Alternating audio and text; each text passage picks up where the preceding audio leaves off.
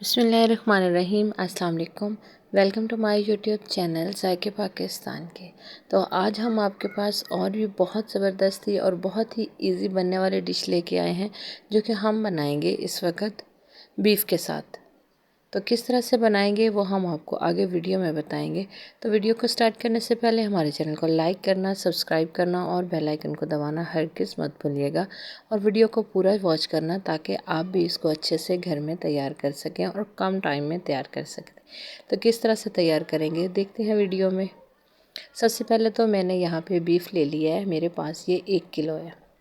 मिसालों का तारुफ करते हैं। हल्दी आधा चम्मच, दही जो है 3 से 4 चम्मच, प्याज हमारा जो है 1 अदद और ग्राइंड किया हुआ 2 से, अदरक लहसुन का पेस्ट 1 चम्मच, गरम मसाला धनिया पाउडर 1 चम्मच, सुरख मिर्च पाउडर आधा चम्मच, टमाटर जो है 1 अदद ग्राइंड किया हुआ, सब्ज़ मिर्च 3 से 4 सब्ज़ मिर्च जिसको हमने ग्राइंड कर लिया। यह मसाले हमने सारे ही ग्राइंड लेने हैं। नमक हस्बे ज़रूरत या के आधा चम्मच।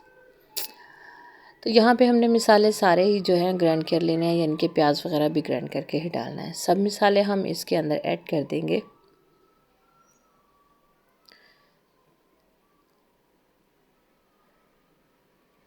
बस सभी मिसाले इसमें अच्छे से डाल दूँगी। प्याज भी हमने अच्छे से ग्राइंड कर लिया था। अब चाहे तो इसको सिलवट्टे से भी पीस सकते हैं, लेकिन मैंने भी हाथ वाले सिलवट्टे से ही इसको पीसा है। दही डाल दूँगी इसमें 3 से 4 चम्मच, और इसको मिक्स करके हम मैरिनेशन के लिए मिक्स हमने इसको अच्छे से करना है ताकि इसकी मैरिनेशन जो है वो अच्छे से हो। अगर आपने इसके बेस्ट रिज़ल्ट चाहिए तो आप इसको ओवरनाइट छोड़ सकते हैं, वरना 2 से 4 घंटे के लिए हम इसको फ्रिज में रख देंगे। फ्रिज में रखने के बाद 2 से 4 घंटे के बाद ही हम इसको निकालेंगे। तो कुछ इस तरह से इसने काफ़ी हद तक अपना पानी जो है छोड़ लिया है। अच्छा, गोश्त को हमने अच्छे से पहले वॉश करके उसको हमने स्ट्रेन कर देना है ताकि उसका अपना पानी निकल जाए। अब यहाँ पे जो मैं घी लूँगी ये सिर्फ 2 चम्मच ही घी लूँगी, ठीक है, क्योंकि जब भी आप गोश्त इस्तेमाल करें कुर्बानी का, उसमें पहले ही बहुत ज़्यादा फैट होता है, तो इसलिए आप उसको कम घी में ही तैयार करें। सारा जो गोश्त है मैरिनेशन करके हमने रखा था इसके अंदर डालूँगी। इसी बाउल में मैं आधा कप पानी का डाल के इसके अंदर शामिल कर दूँगी, क्योंकि हमने इसमें दही शामिल किया है, तो ये जो हमारा बीफ है बहुत ही अच्छे से टेंडर होगा। इसको ढक्कन लगा के हम इसको 5 मिनट तक पकने देंगे हल्की आंच पे। तो 5 मिनट के बाद कुछ इस तरह से हमारे सालन की कंडीशन हो चुकी है।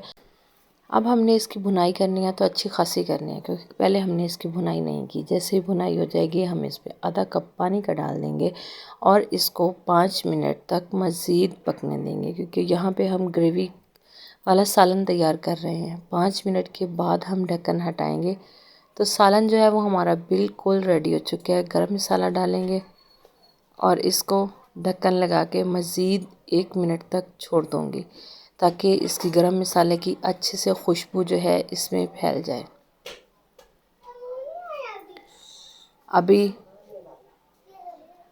हम इसको जो है डिश आउट करते हैं और आपके सामने इसकी फ़ाइनल लुक पेश करते हैं। बस बहुत ही कम टाइम में हमारी यही कोशिश होती है कि कम से कम टाइम में आपको सभी सालन बनाने बता दूँ ताकि आप जो हैं इसी तरह से एंजॉय करें। कम मिसालों में, कम टाइम में और कम चीज़ों के साथ हमने ये वाला सालन भी तैयार किया है। आप चाहे तो इसको राइस के साथ भी इस्तेमाल कर सकते हैं, आप चाहे तो इसको साथ नान या के रोटी के साथ भी इस्तेमाल कर सकते हैं। तो उम्मीद करते हैं कि हमारी आज की वीडियो भी आपको ज़रूर पसंद आएगी। अगर पसंद आई है तो इसे ज़्यादा से ज़्यादा लाइक करना, शेयर करना और हमें कमेंट्स में ज़रूर बताना। तो ऐसी ही नई वीडियो तक हमें दीजिए इजाज़त। अल्लाह हाफिज़। अस्सलाम वालेकुम।